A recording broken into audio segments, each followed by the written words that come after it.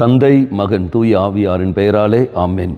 இயேசு கிறிஸ்துவின் அன்புமிக்க சகோதரர்களை உங்கள் அனைவருக்கும் கிறிஸ்து இயேசுவின் அன்புகளது வணக்கத்தை தெரிவித்துக் கொள்கின்றேன்.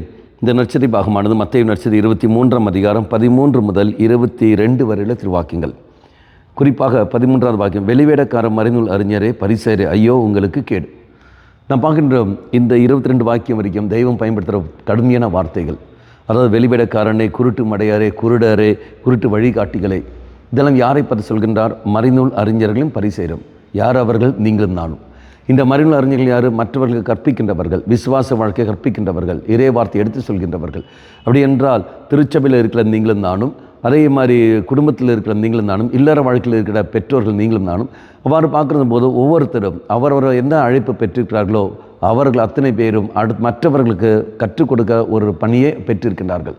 அப்படி என்றால் வெளிவேடக்காரனாக நீங்களும் நானும் இருக்கிற சமயத்தில் எப்படி மற்றவர்கள் நாம் கற்றுக் கொடுக்க முடியும்? வழிகாட்டு குருடாராக இருக்கிற நீங்களும் நானும் எப்படி மற்றவர்களுக்கு வழிகாட்ட முடியும்? ஒரு நாள் முடியாது. தெய்வம் கடுமையான வார்த்தையை சொல்லி சாடுவதை நாம் பார்க்கின்றோம். ஆகவே சிந்தித்து பார்ப்போம். இதோ ஐயோ கேடு என்று சொல்லும்போது தெய்வ கிருபைகளை நஷ்டமாக்குகின்றவர்கள். பாவம் நான் செய்கிறேன் என்றால் கிருபைகளை நான் இழந்து விடுகின்றேன். அவ்வாறு கிருபைகளை நான் இழந்து விட்டேன் என்றால் ஒளியை நான் இழந்து விடுகிறேன். ஒளி என்பது யார்? இயேசு கிறிஸ்து. அப்போ ஒளியை இழந்து விட்ட காரணத்தினால் மற்றவர்களை என்னால் வழிநடத்த முடியாது. நானே இருளில் இருக்கிறேன். இருளில் இருக்கிற நான் எப்படி மற்றவர்களை வழிநடத்த முடியும்?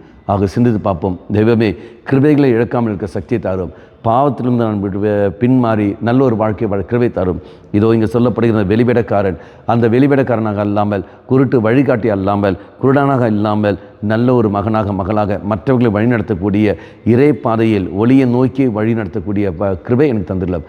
நான் உண்மையான ஒரு வாழ்க்கை வாழ கிருபை தாரும் செய்து தாகத்தோடு நாம் மன்றாடுவோம். நம்முடைய போலித்தனத்தை எடுத்து மாற்றுவதற்காக மன்றாடுவோம். அம்மா மாதாவே, தெய்வ மாதாவே, எங்கள் மாதாவே, என் அன்னையே, விசேஷமாக எங்களுக்காக பரிந்து பேசும். ஆமேன். தந்தை, மகன், தூய ஆவியாரின் பெயராலே ஆமேன்.